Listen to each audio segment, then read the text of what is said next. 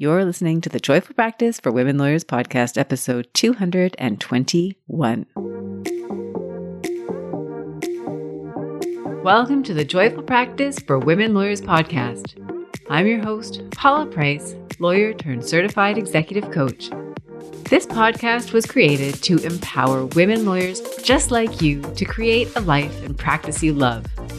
Join me every week for a break from the hustle so we can focus on you, what you truly want, and how you can create it. If you're over the overwhelm, done with putting out fires, and ready to redefine success on your own terms, you're in the right place. Ready for today's episode? Let's dive in. How often do you find yourself spinning in a loop of indecision? This is something that might happen to you. If you're stuck in a job, for example, where you're not really happy, but you're not unhappy, and you keep coming back to the same question of whether to go or whether to stay. Maybe it shows up somewhere else. Maybe you've got a team member that you work with where you're debating whether or not to make a decision about having a conversation, or maybe it's someone over whom you have authority and you're trying to decide, do I keep them around and hope that the relationship improves, or is this really just not working out and I need to let it go? It can also come up in your personal life. And this happened with me recently. And it's also the inspiration for this week's podcast episode, as well as next week's podcast episode.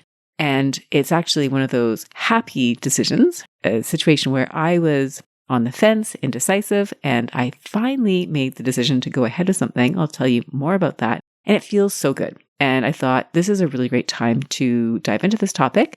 I speak with a lot of lawyers who are in a situation where they are on the fence, they are undecided, whether it's a job transition, whether it's a personnel transition, or even something that's more personal. So I'm so glad you joined me.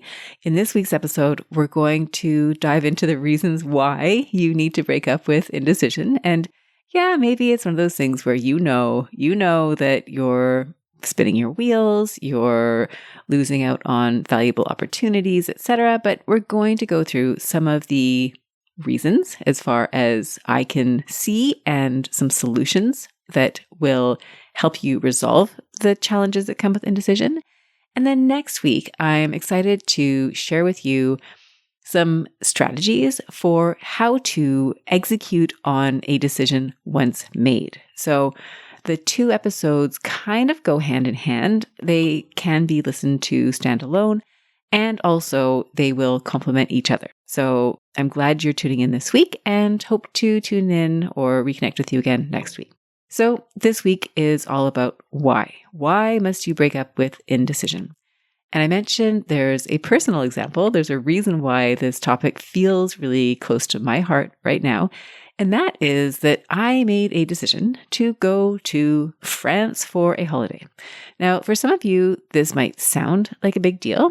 And for some of you, you might think, Paula, that's not a big deal. I've been to France multiple times in the last few years. Why is this the subject of your podcast episode? And if you have the luxury of doing that, wonderful. But the reason it's been a bit of a sticking point for me, just to give a bit of background, I used to live in France. I went to school in France when I was in university. That was way back in 1998, 99, I believe. I remember celebrating the new year in Rome, actually. I was at school in Grenoble, and I'd visited a friend who was there. Her father was on sabbatical, so we spent the new year in Rome, and the song "We're Gonna Party Like It's 1999," I think that was playing. It's a Prince song. You may have heard it. And there we were partying like it was 1999. I don't think we went to a huge party, but we were certainly trying to do something fun. And so that was quite a while back. And I'd also gone to Switzerland, the French-speaking part of Switzerland, for a year when I was 19 to look after a couple of children. They were 6 months and 2.5 months at the time. I stayed for a year. I was a jeune fille au pair. That is basically French for nanny, live-in nanny. And I lived with a family, a Swiss-Canadian family. I looked after kids. I traveled. And so I have this affinity toward the French-speaking regions in Europe. I also spent my honeymoon in France. That was the last time I was there. That was 14 years ago. My husband and I did a tour de France in a cute little rental car. It might have been a Citroën. It was something French. Maybe it was a Fiat. No, it wouldn't have been a Fiat. And so there's a part of me that's wanted to go back to visit, but since having kids, since the pandemic, it just hasn't really worked out that way. And to add more context, during the pandemic, my daughter and I developed a practice, and this was really in the heart of the pandemic. This is back when you weren't even really supposed to go and see your family members. It was very much in that isolated lockdown period. And so we were home a lot. We were doing a lot of stuff, just our family. And one of the things that we started to do was these nighttime meditations. And we really liked the manifestation meditation by Jess Heslop. I'll link to it in the show notes because it's really a beautiful 10-minute visualization. We used to do it before going to bed, and we would often dream about going to Paris. So this has been on our radar for many years, and we had the whole thing planned out. We would be wearing berets, walking down cobblestone streets, eating baguettes, going to the Eiffel Tower, all of the things. And since then, we've talked about making this trip happen, but we haven't made it happen. The main reason is that my son, who I adore, does not want to go to Paris or to France. He does not want to step onto the airplane and take a 8 or 9 hour flight to get there. Once there, he's not interested in anything that will be on the other side. And so it's clear that he's not coming on the trip, which means either it's my daughter and I alone, or my daughter and I with my husband, who would love to take the trip, but then we leave my son here in Vancouver on his own. And we don't want to do that. I don't want to do that. And so I've been in this stuck zone where I keep talking about this trip. My daughter and I keep talking about this trip, but we haven't taken it so far. And again, for some of you, this might not be a big deal. I know lots of people who do independent trips with one of their children, and it's not a big deal. For me, it felt like a big deal. So there were a series of events that happened this summer, which led to this finally taking fruition. My husband was invited to go with a friend over to Europe for a brief trip. And so we thought he could go first. And then my daughter and I will join in Europe and we'll all meet up. And then my husband will go back early. And then that means my son won't be here on his own for too much. My husband and I and my daughter will all have a chance to travel together in France. And my husband gets to have a longer trip overseas. So that was kind of the instigator for me going ahead and making the decision to finally purchase the tickets. We're not going for a long trip. We're going for about a week. It's going to be fabulous. In the end, the travel plans my husband had did not come to fruition. So he will be flying over with us and we'll have 3 nights with him. Then he'll come back to Vancouver and be with my son. My son will hang out with his grandparents. Everybody is happy with this. My daughter and I get to do this trip we've been thinking about, dreaming about for the past 5 years, and we're finally making it happen. So this release of the decision, the end of this period of should I go or shouldn't I, and thinking about all the reasons why I shouldn't and think about all the reasons why I should, and saying, yes, I realize it's more than just me, but I'm looking at the decision making from my perspective. And now that the decision is made, there's so much clarity, there's so much energy, there's so much excitement. And I thought this is such a great example of how stepping away from indecision leads to clarity and greatness and adventure and moving in the direction that you truly want. And so I'm thrilled to be able to bring you along for the decision-making process. I'll share that with you next week, some of the strategies that I've used to implement the decision that parallel with decisions that you might be making at work or other areas of your life.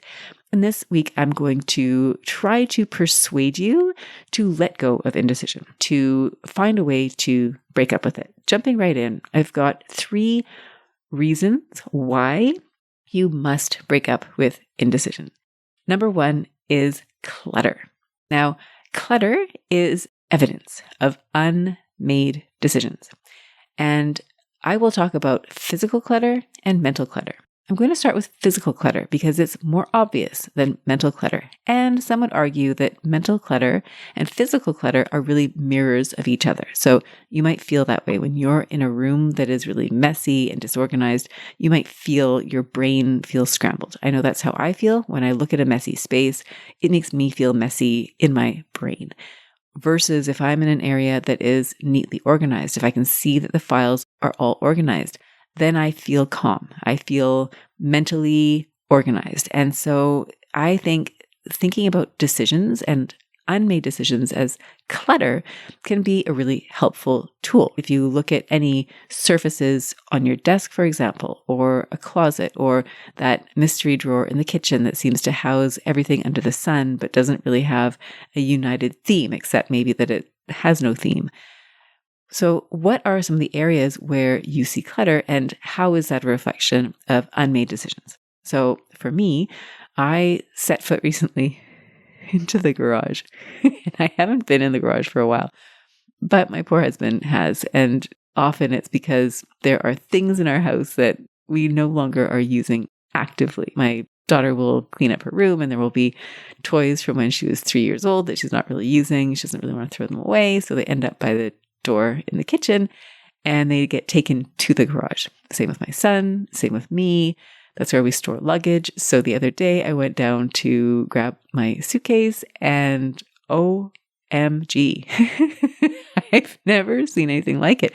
I could not even make my way from the door of the garage to the shelf where the luggage is placed in a clear line. Like I couldn't even see the floor. And it was like, wow, this is a scary place. And it's obviously now on my list of things to declutter. But that is, to me, the visual of what happens when we have unmade decisions, right? Do we get rid of that crib, that doll crib? Do we throw away that bag of stuffies? What happens to the boxes of Lego? Oh, what about all the electrical cords and appliances and furniture that we're no longer using? I mean, those things have all got to go. Decisions must be made. And the longer we hold on to them, the more clutter is going to pile up. So the garage is a classic example of decisions unmade. It is a scary place. For you, you might have scary places. Maybe it's your desk. Maybe it's your file cabinet. Maybe it's your closet. Maybe it's, again, the trunk of your car. So there's all these different places where physical clutter shows up, and really it's a lack of making the decision. So that's the way to think about it. And so when you start making those decisions, you'll see that clutter frees up. Now, what does mental clutter look like? These are so painful. Rumination, thinking, overthinking, rethinking, playing out the multiple possibilities in your mind. So I see this a lot where lawyers are trying to decide whether or not to leave a job. I mentioned that at the beginning. It comes up a lot. Do I stay? Do I go? If I stay, here are the good points, but here are the bad points. And the decision just keeps coming back. It's unmade. It keeps coming back. It's hard to say, yes, I'm here and I'm happy. And so it just keeps running around in circles. Decision loops, same thing. Another way of saying rumination, you just keep replaying the same decision, but not making any traction. It can lead to that feeling of frustration where you're just like, oh, I don't know what to do. I'm so frustrated. I have the same problems that keep coming back, but I'm not doing anything about it.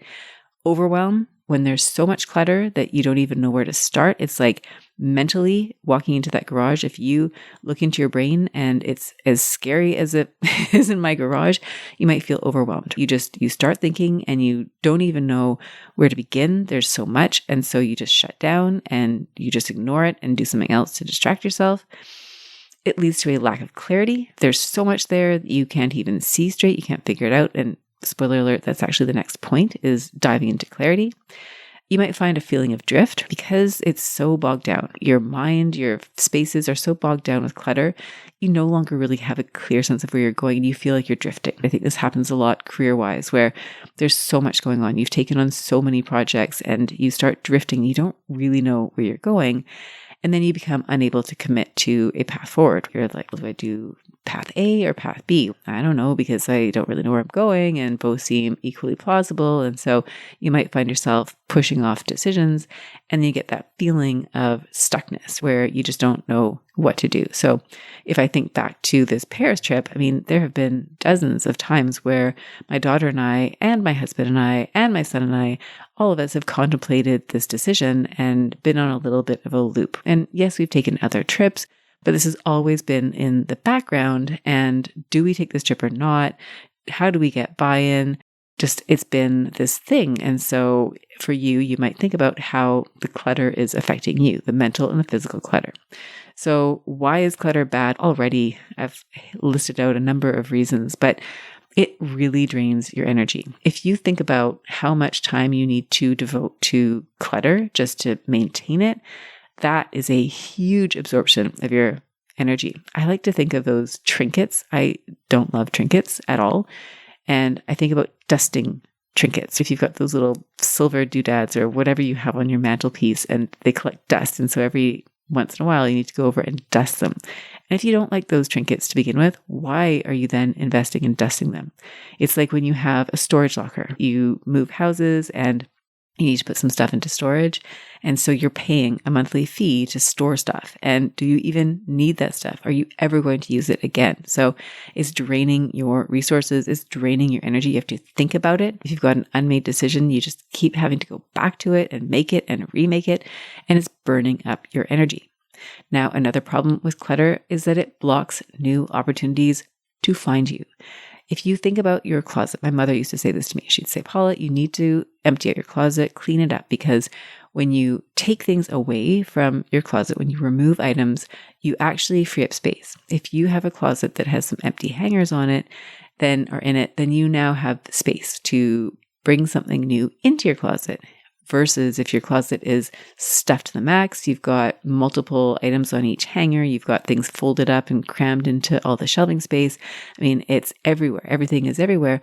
There's no room for something new to come in. So you're blocking opportunities to come to you. You might think about that at work. If you are actively engaged in your work and maybe the problem with your work is that you're overworking. You have no control over your hours. You've got trials and closings and all the social and all the committees, and you're overworking and you don't have time to step away. That might make it really hard for opportunities to find you and for you to make space to bring new opportunities in. Another problem with clutter, of course, is that it keeps you stuck in old identities. So we are all evolving beings. We are all changing. You are growing every single day, week, year, and the clutter that you have, mental and physical clutter that you have, some of it will be a reflection of where you want to be going, and some of it will be a reflection of where you've already been. If I think about my daughter's crib, this crib toy, it's cute. It's like a little white crib. It's got a bed in it. It's got pink blankets, and it was a real source of joy back when she was 3 years old. She's no longer 3 years old. Is she going to play with this crib in the future? I doubt it. Same with you. What are some of the items, physical, mental, thoughts, feelings, actions, committee work, projects, file work, clients, habits that belong to a version of you that is no longer who you want to be, who you would choose to be? If you want to think of yourself in the future in the role that you want to have, being the lawyer that you want to be, the professional that you want to be, having the clients you want to work with, having the relationships that you want, all of that, if it is different from the surroundings you are currently in, whether that be the office space that you're in or your physical space, or maybe it's the way that you're thinking about things, all of that reflects back to you where you were instead of where you want to go. And so that clutter is reinforcing a self-concept that may not align with who you want to be going forward. And so it can keep you stuck. And then finally, overwhelm.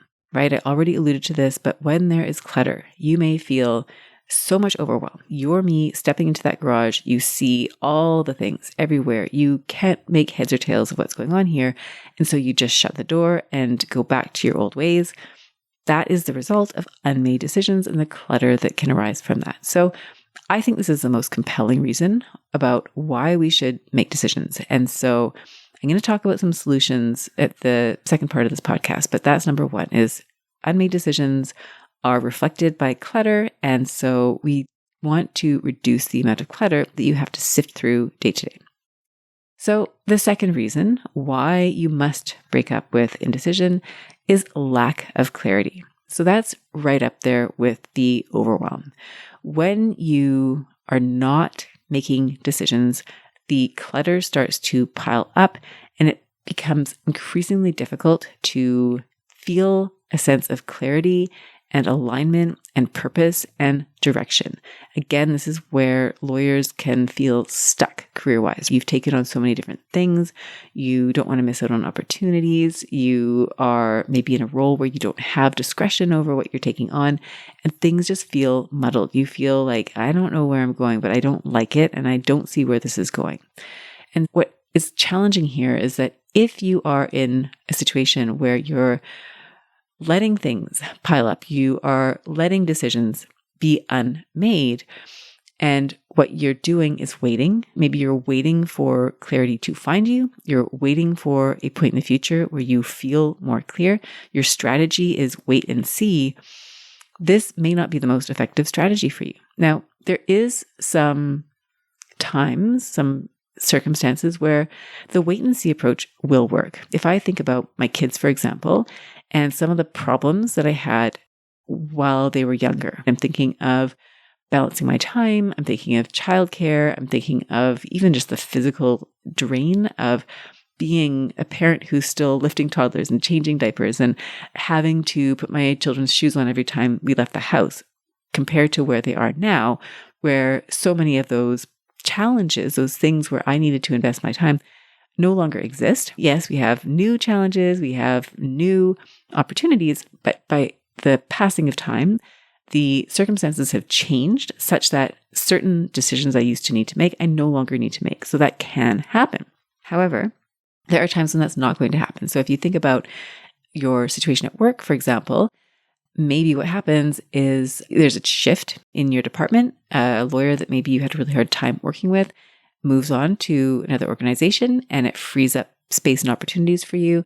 That's an example where the wait and see approach can sometimes work really well, because then you're poised to take on that next opportunity in a setting that has shifted. I think about a lawyer that I worked with years ago who was telling me about a backpack he used to carry that contained all these notes, and they were notes and stories and drafts.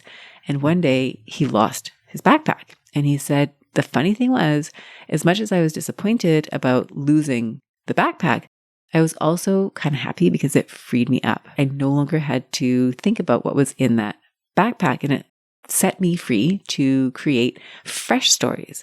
And this happens with lawyers who are let go from jobs where they weren't really happy. This is usually the case. I've worked with a lot of lawyers who are transitioning out of an organization. They've been let go, and yes, on some level, they might find there's, challenges to their levels of confidence and not always a great source of happiness when you're let go from a role.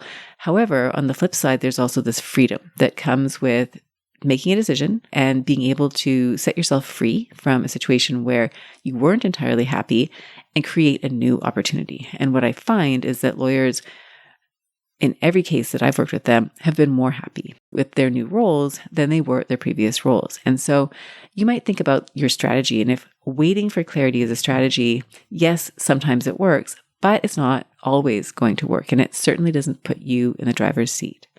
So if you're using it as a strategy and the environment you're in isn't shifting, what you might find is that things start to pile up. So instead of it getting easier to make decisions, instead of clarity coming to you, it might actually become less clear. Your calendar keeps filling up with things you don't want to do. You might think about how you're planning. If you think about, there's this really great strategy that I think Stephen Covey talks about. It's the rocks and the pebbles and the sand approach, where when you are planning, you want to be really strategic. You want to put, if you imagine there's a glass container and you want to put your to-do items in that container, you don't want to start with the sand and then try to fit in pebbles and rocks. You want to start with the rocks, the things that are most important, the top priorities. Those go in first, then the pebbles, then the sand. So if you're not making decisions consciously, then chances are people are coming around, and you can imagine it's like you've got a bucket in front of you and people are just coming in and they're dumping the sand into your bucket and you're trying to fit the rocks in, but then the pebbles come along. So as long as you're not making those decisions, you're going to end up spending your time and your energy and your focus on other people's priorities instead of your own. Things are going to pile up. Clarity is not going to come. And just like we talked about, having physical clutter around you reinforces that sense of who you were and feeds into your self-concept. If you're not making decisions and you don't have clarity, that also feeds into your self-concept. So you become a person who sees themselves as not being clear, not having clarity, not knowing the direction that they want to go in. And chances are you also start to feel powerless. You feel like you're at the mercy, you relinquish control. And that's how I felt when it came to this trip to France. I felt really powerless. I really want to do this thing. I know my daughter wants to do it. My husband wants to do it. My son doesn't want to do it, but I don't want to split up our family over this trip. It's not forever split up your family, but I didn't want us to be in different places. I wanted this to be something we all felt good about. And as long as I didn't have that feeling, I was unable to move forward. And it led to this feeling of powerlessness. And I didn't like it. And I've had this feeling in other situations as well. My guess is you have too. And once you make that decision, the feeling of power returns. It's, oh, okay, now I know what to do. The clarity has arrived. And so to bring it to the example of France once again, the minute I purchased the ticket online for my daughter and me to go to France, it was a feeling of excitement, a little bit of, I wouldn't call it fear. I wasn't scared. It was excitement. It was peace. And it was also clarity. Now I knew exactly what needed to happen. I knew that we needed to take next steps, accommodations, where are we going, et cetera, et cetera, et cetera. Do we have updated passports? All of those things. So the clarity came from making the decision. And for you, I would offer the same. So again, I'll talk about solutions in a minute, but that is the second real problem that comes from lack of decisions, is that clarity just gets completely muddled and it's really hard to see where you're going when you've got all these unmade decisions hanging around. And then finally, the third reason why you must break up with indecision is the opportunity cost. And again, this is not something that will be new to you, right? I'm sure you've thought about this before, but let's dive in and think about what that means for you. And so again, it's okay sometimes to wait to make a decision.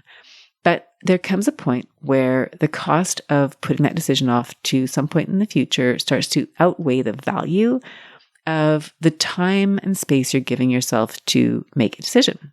And there's a concept that I often will share with my clients when they're in a role where they're not 100% happy, but they're not miserable. They think they want to go, but they don't know if they want to go.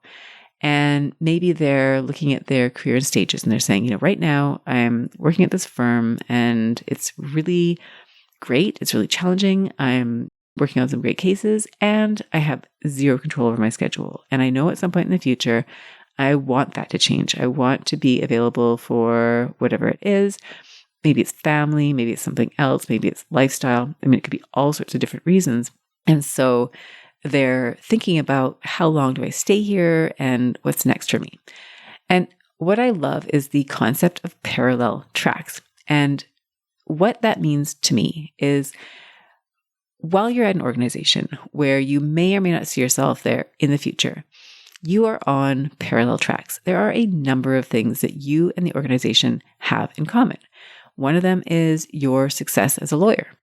When you do good work and you serve your clients, your firm's clients, with a level of excellence and skill and discipline that makes them happy, you and your employer are both winning.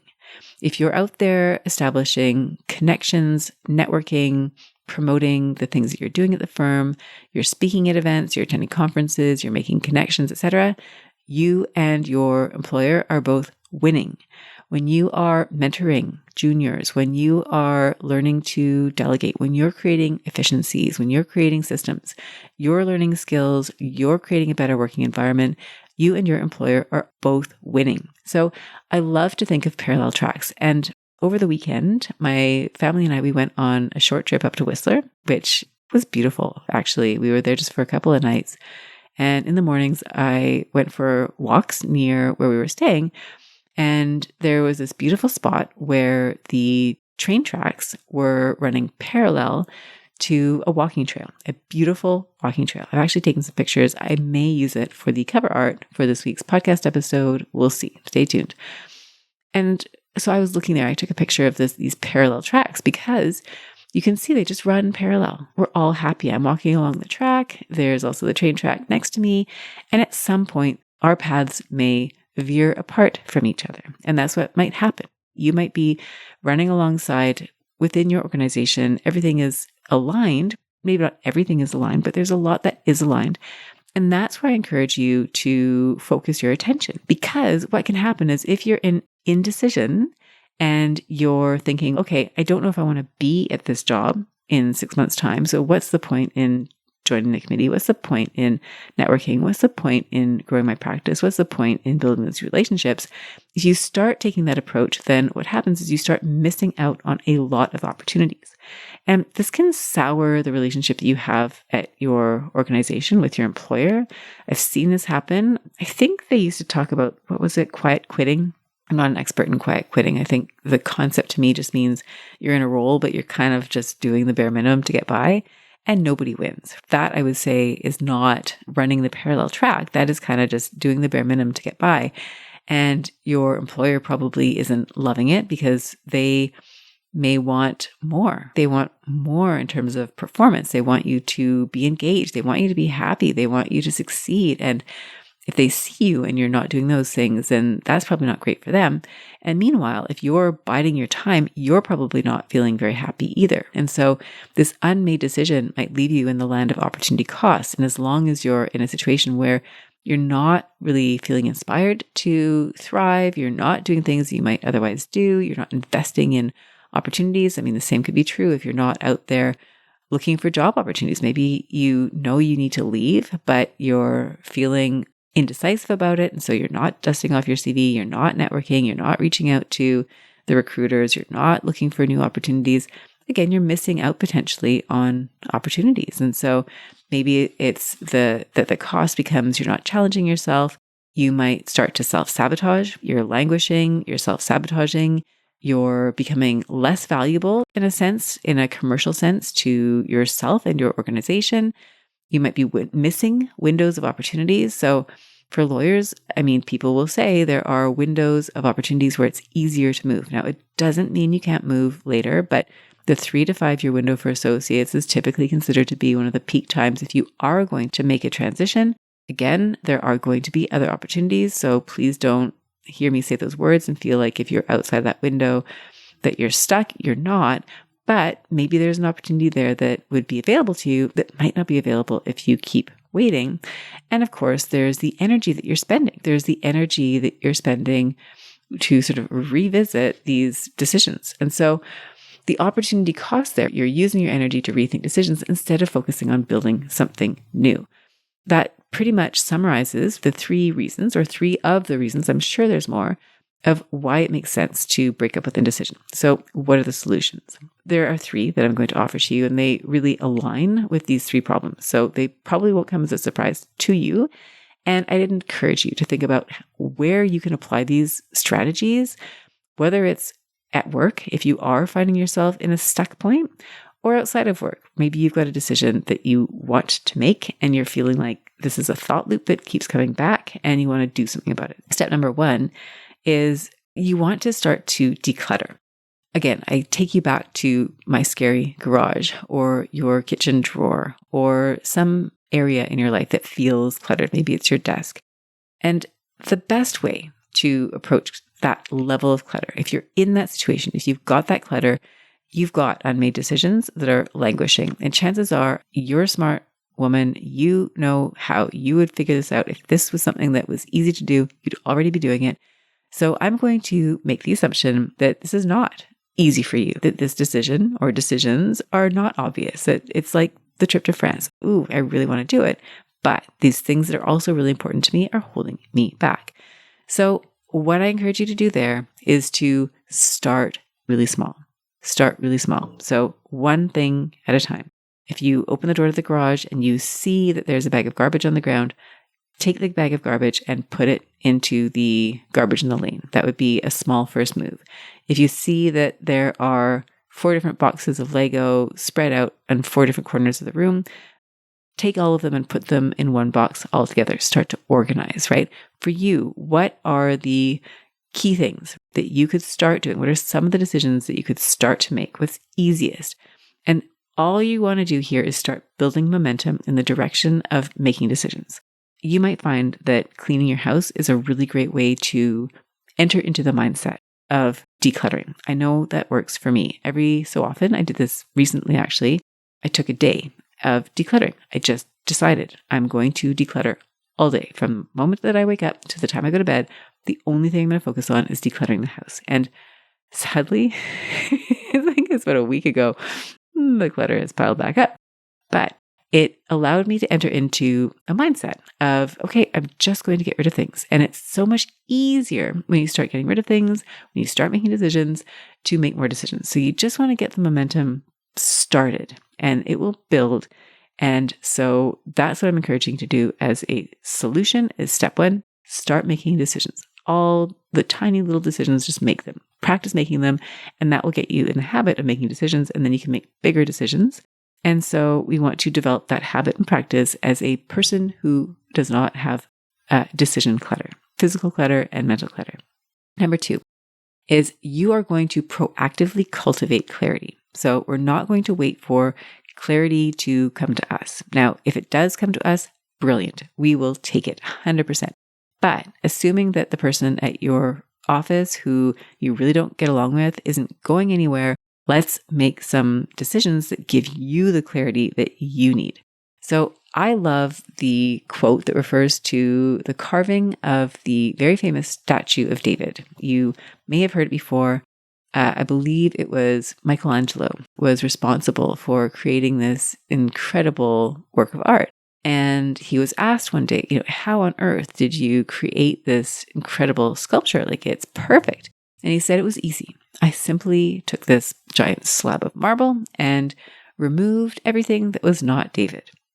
Now, you do not have to have the carving skills of Michelangelo to apply this principle. But let's try to imagine what your David is. What is the thing that you would create? What is the sculpture that you would reveal? What are the possibilities that would be uncovered if you allowed yourself to let go of all the things that are effectively not David, whatever your version of David happens to be? How do you do that in practice? We are building on that starting small. Hopefully already you're starting to make those small decisions. And with clarity, we're making decisions strategically. We're making decisions that help you figure out what clarity you need. How do you do this? I encourage you to go to your gut. So many of us are really good at thinking with our heads, and our heads are great. We're going to think about the math, what makes sense here, how many years do I have to do X until I'm qualified to do Y. That's great. My guess is you have no problem thinking logically about what needs to be done. The problem is where there's conflict between what you truly want deep down, what your heart is telling you, and what your brain is telling you. So we need to get back in touch with your heart and your gut and your intuition and the parts of you deep down that know what David even looks like. So how do you access that? Number 1, notice what feels hot versus cold. What brings you joy versus what drains your energy. And start choosing more of the things that feel good and start letting go of some of the things that feel bad. So if you're weighing out items in your calendar, you might be thinking logistically about what makes the most sense, what puts you in the right direction, etc. But also, how do you feel when you need to go to that networking event? How do you feel when you are giving a talk? Is it excitement? Is it, I want to do this? Or is it like, ugh, I don't want to do this. This feels terrible. And start to let go of the things that don't feel good.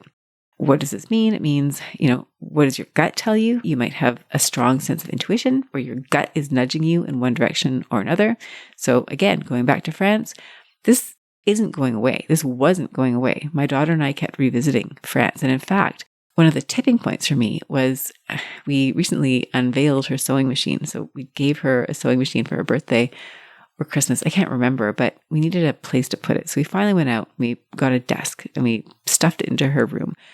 And there she was sewing away, and I bought her a couple of different fabrics to experiment with. One of them is like a Minnie Mouse fabric. It's super cute. So the first thing she made herself was a bag, a Minnie Mouse bag. And then the second thing she made with her sewing machine was a bag for me. And she used the other fabric that she bought, which was this cool black fabric with pictures of the Eiffel Tower on it. So here I am carrying this Eiffel Tower bag around, doing some groceries with it. It's like a nice book-sized bag. Then we had this lunch conversation where we were talking about Paris once again. And I was like, I could totally see you with a hair tie walking down, hair in a ponytail with a little tie, a little ribbon, walking down the streets of Paris. And then she went and she made this tie using the Eiffel Tower fabric. And then she's like, I don't really like it. I'm like, I'll take it. And so I started tying my hair in this, like, I don't know, half ponytail. And I was like, ooh, I really like this tie. Anyways, there were these clues. We keep coming back to the same theme. So for you, what are you being nudged to do? What are the things that light you up? What is your intuition telling you? What will it not let go? What is that decision that keeps coming back? My dear, I am sorry. As bothersome as it might be, that intuition isn't going away until you address it. And yes, we need to start listening to it and allowing it to take control. And maybe you don't feel bold enough to make the big decision, but what are some of the decisions that you can make? And the more you allow that little voice, your intuition, the way that you feel guide you, the more clarity is going to come to you. The pieces that you are clear about will reveal themselves to you. And the last thing I want to say here too is, I think it can be really easy to say, I don't know what I want. It's opening that door to the garage and just being overwhelmed and saying, I can't go any further. And this happens when I work with lawyers, right? I ask them what they want. What is your goal? What does a 1-year plan look like for you? What do you want in 3 years, 5 years? And so often I'm met with this like stare and almost like sadness and frustration. It's like, I just can't decide. I don't know what I want. And it's really hard. And I've been doing coaching work for years now. I've been a coach. I coach myself all the time. I work with coaches. I'm always diving into what are my values? What do I want? What does clarity look like? I still struggle with indecision, of course. I've just given you an example of it. And there's other areas of my life where I am trying to work my way through challenges and questions and decisions that feel hard for me. And I see what's going on. I know the tools. Sometimes it's still really hard to apply. So I get it. This is not a moral failing if you find yourself being indecisive. But I also can tell you that voice that is coming back and speaking to you is a voice that we want to pay attention to, because that voice is going to start out as a whisper, and then that whisper becomes a bit of a more firm tone. It becomes yelling.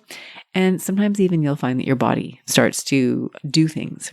It's like when you hear about people with chronic pain or illness or whatever it is, and they tie that physical condition to their mental condition. And so we want to pay attention to that voice and, as much as possible, start to act in a way that aligns with what that voice is telling you to do. So number 2 is we're going to take intentional steps to cultivate clarity. And what that means is making decisions that follow the way that you feel. So yes, we're going to pay attention to your brain and the logical part of all of it, but we're also going to pay attention to how you feel. And then finally, that brings us to the parallel tracks. As long as you're in this situation where there is a decision that remains to be made, instead of saying, I'm going to wait until I decide until I do X, you're going to do X, even in spite of having made that decision. So instead of waiting until you're in your new job to build relationships and show up as a rock star superstar, start showing up as a rock star superstar now. Instead of waiting to put your CV out there until you have the experience that's going to make you the perfect candidate, just start doing it now. Start now. Any steps that you can take, start doing those things now. I think that pretty much summarizes everything. The last thing I'll say about those parallel tracks, I think I've covered that idea, is that at the end of it, if there are things that align for both, and maybe putting your job application out there, maybe that's putting yourself in a position. I mean, maybe it is better for both, actually. I mean, it's probably not a parallels track in the sense that if you're leaving your employer, you're stepping off that parallel track. But in a sense, that decision is best for both of you, right? If you're out there and you submit a job application somewhere else and you interview and you realize, you know what, I actually really love where I am. I just need to make some tweaks. Then you've actually gained some information that helps reinforce to stay where you are, that this is a great situation. I just need to make some tweaks and make it better here. Or if it's pursuing opportunities within your current role, you both benefit, your employer and you.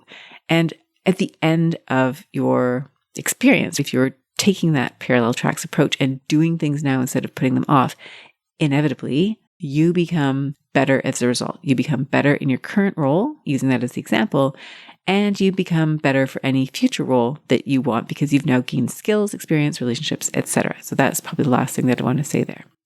Just to summarize, we've talked about why you must break up with indecision, that clutter, the lack of clarity, and missed opportunities. So the solution, of course, is to declutter as easily as you can. Start small, build your way up. Reinforce the self-concept of a person who lives in a clutter-free world if you can. I know that's a high aspiration. I am aspiring to that right now, and I feel like it's a bit of an uphill battle. Number 2, you want to find clarity by leaning into your intuition, that part of you that maybe you've been kind of neglecting a little bit. Let's allow your intuition to play a stronger role and see where she takes you. And then finally, we've got this idea of parallel tracks. Let's not put off any action steps that you can take that will bring you closer to the things that you love. Don't wait until one day when to start doing those things.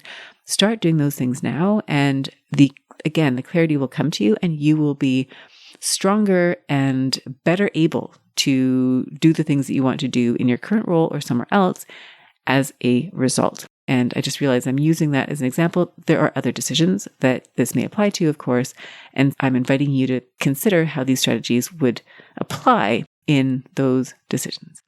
So with that, I'm going to sign off. I am excited because I'm going to record my next episode for you. I usually do them every week, but I'm going to do 2 this week. So when this episode reaches your ears, I'll be in Paris. My husband will be on a flight home. My daughter and I will be in Paris. The following week, you will have the episode about the steps to take. Those are some of the decision-making steps. So if you are in a place where you're like, you know what, I'm ready to make a decision, and you want to know exactly how or some suggestions on how to do that, I'll share ideas with you to do that. So stay tuned. That's coming up next week. And then when I'm back, I can let you know how the trip was. Big thank you for joining me here this week. I hope you're having a gorgeous summer. I hope this has helped you to shake off some of your reluctance to make decisions, and that you are feeling more confident. You are feeling inspired to make bold decisions, to take action. And next week, we'll be diving into the how. So take care. I will look forward to reconnecting with you again soon. Bye for now. If you enjoyed today's show and don't want to miss an episode, subscribe and follow the show wherever you listen to your podcasts. If you haven't already, please leave a rating and review. Your feedback will help me create a podcast that's tailored to your needs and goes straight to the heart of what matters to you. Thank you for listening to this episode of the Joyful Practice for Women Lawyers podcast. If you want more information, visit www.thejoyfulpractice.com. See you next week.